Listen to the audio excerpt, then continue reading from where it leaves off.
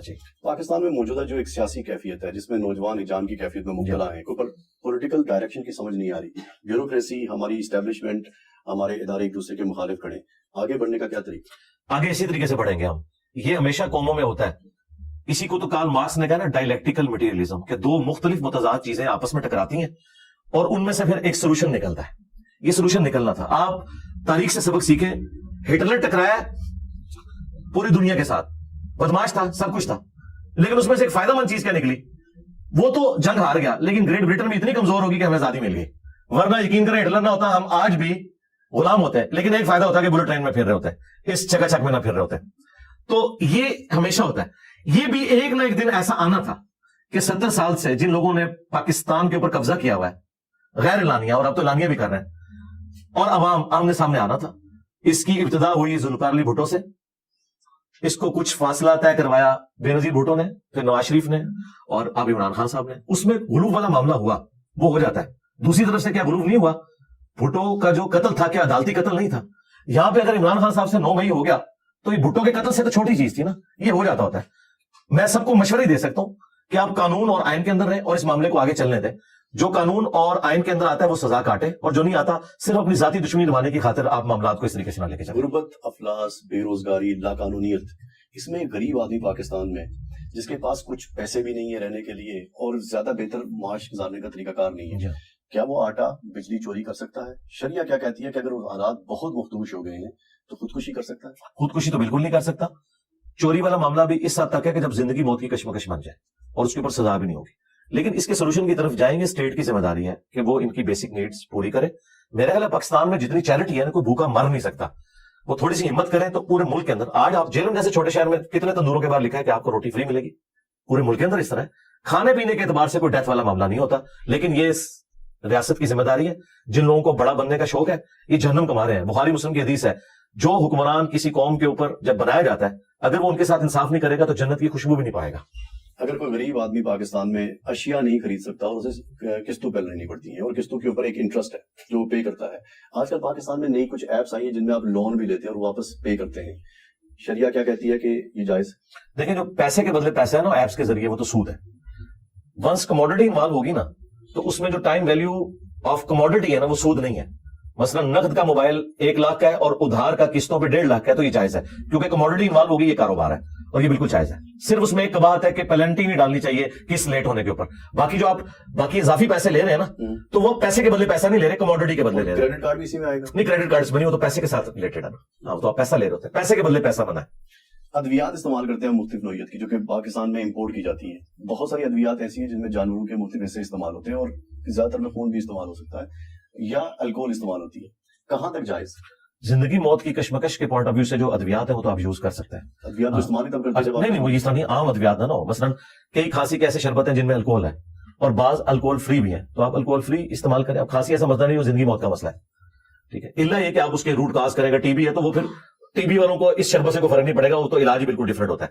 جہاں زندگی موت کی کشمکش آ جائے تو وہ قرآن حکیم میں 4 جگہ ہے, سورۃ البقرہ میں, سورۃ النحل کے اندر, سورۃ المائدہ میں, سورۃ الانعام میں, کہ تمہارے لیے حرام کیا گیا ہے مردار, بہتا ہوا لہو, خنزیر کا گوشت اور جس کے ذبیحہ پر غیر اللہ کا نام لیا جائے.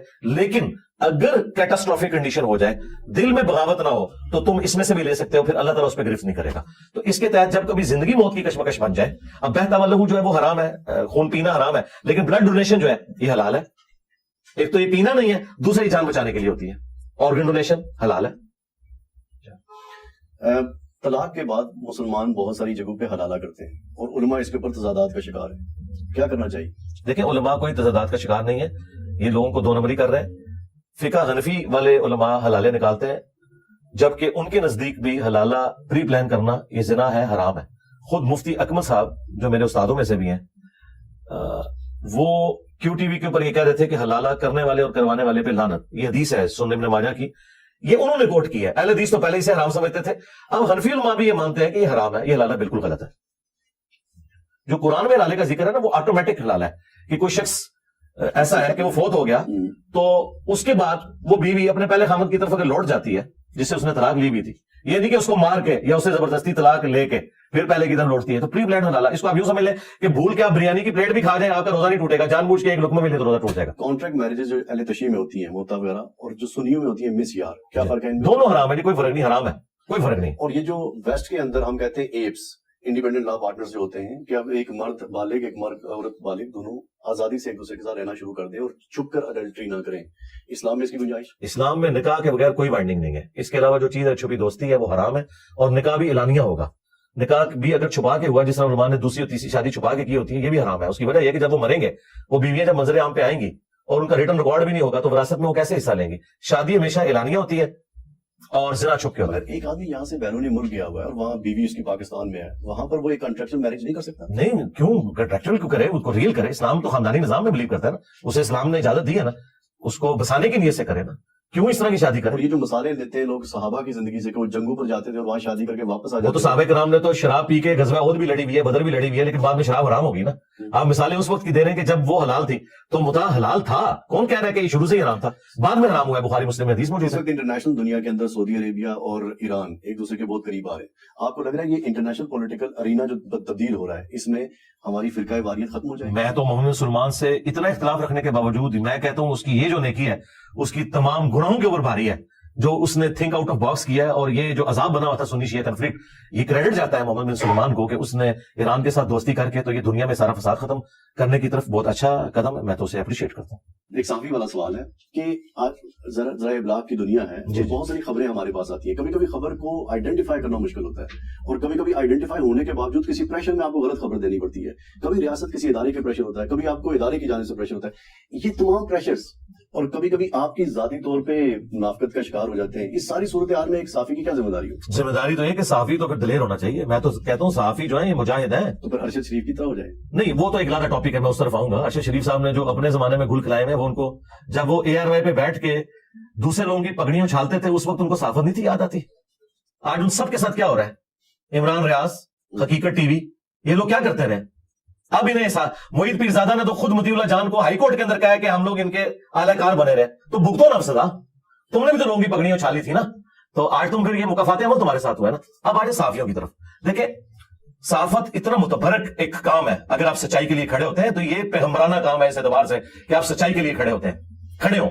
قرآن میں اللہ تعالیٰ نے سورۃ الحجرات میں فرمایا کہ اگر کوئی فاسق خبر لے کے آئے نا تو اس سے آگے نہیں آپ نے پھیلانا جب تک آپ اس کی تصدیق نہ کر لیں.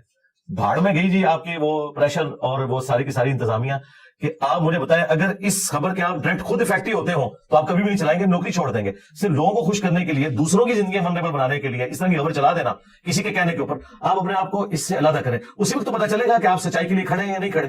کمپرومائز نہ کریں. دیکھیں جن صحافیوں نے اصولوں میں کمپرومائز نہیں کیا نا, سید طلعت حسین کتنی نوکریاں چھوڑی, آج کریڈیبلٹی ہے, کسی کی جرت نہیں ہاتھ ڈال جائے. لیکن جو لوگ ابن الوقت بن جاتے ہیں نا, سید طلعت حسین کو بھی دکھایا گیا تھا کہ یہ فلاں فلاں فیملیز چور ہیں, یہ اس نے کہا بھائی میں انڈیپینڈنٹلی ثابت اگر ہوا تو میں خبر دوں گا, ادروائز میں آپ کا اعلی کار نہیں بنوں گا. عمران ریاض خان صاحب بن گئے, اب وہ کہہ رہے ہیں, وہ کیوں چیخ رہے ہیں بار بار, آپ نے میں بتایا تھا یہ چور ہے. تو میں عمران ریاض میرا اسٹوڈنٹ ہے, میں اس سے پوچھوں کہ تمہیں جب انہوں نے بتایا تھا تو تم نے تحقیق کیوں نہیں کی, ان کے کہنے پہ مان لیا. تو آج اس تکلیف سے گزر رہے ہو نا, تو یہ تکلیف تمہیں اس لیے کاٹنی پڑی کہ تم نے لوگوں کی زندگی ونریبل کی جھوٹی خبریں چلا کے حب الوطنی کے نام پہ. آج وہی حب الوطنی کا کتا تمہیں کاٹ گیا, تو بھئی یہ تو ہوگا, ایسا تو ہوگا. اس لیے ہم تو نہیں کسی کے اعلی کار بنتے ہیں, نہ اس زمانے میں نہ آج. جو سچائی ہو بیان کریں گے. ٹھیک ہو گیا, بہت بہترین. آخر میں ہمیں وہ آپ کا ایک سو کال سٹائل ہے, کیا اس کو ایکسپلین کر دیجئے کہ یہ کیا ہے. کون سا سٹائل؟ آپ یوں ایک سٹائل بناتے ہیں. نہیں, وہ سٹائل تو میں نے ایک دو ویڈیوز کے اندر بنایا تھا. وہ پھر کا ہمارا ایک ایشو تھا, اس کے اوپر میں نے یہ بات کی تھی کہ جو علماء یہ کہتے ہیں کہ انجینئر صاحب کو ہم مجبور کریں گے کہ وہ ملک چھوڑ جائیں, تو میں نے اس میں کہا تھا کہ میرے بھائی جب تک تمہارا آخری مولوی اپنی نیچرل ڈیتھ, میں نے نہیں ان کو مروانا, اس کے ساتھ قبر میں نہیں چلا جاتا اور میں اس کی قبر پہ وکٹری کا نشان بنا کے نہیں بیٹھتا, اس وقت تک میں یہ مولوی چھوڑنے کا مراد یہ کہ نہیں چھوڑنا انشاءاللہ تعالی. Thank you very much. جزاک اللہ خیر. خواتین و حضرات, انجینئر محمد علی مرزا اسلام کی ایک لائبریری, آپ ان میں سے ان کی جتنی ویڈیوز ہیں ان کو دیکھیے, ان تمام ویڈیوز کو دیکھیے اور دیکھنے کے بعد اپنی لائبریریز میں جائیے اور کتابوں کو نکال کے ان سے موازنہ کیجیے. ہو سکتا ہے آپ کو کچھ غلطی مل جائے, مگر یوں سمجھ میں آتا ہے کہ انجینئر محمد علی مرزا ہمارے پیراڈائم کے اندر غلطیوں کی نشاندہی کرنے آئے. آپ سب کی سلامتی کی دعا. السلام علیکم. وعلیکم السلام.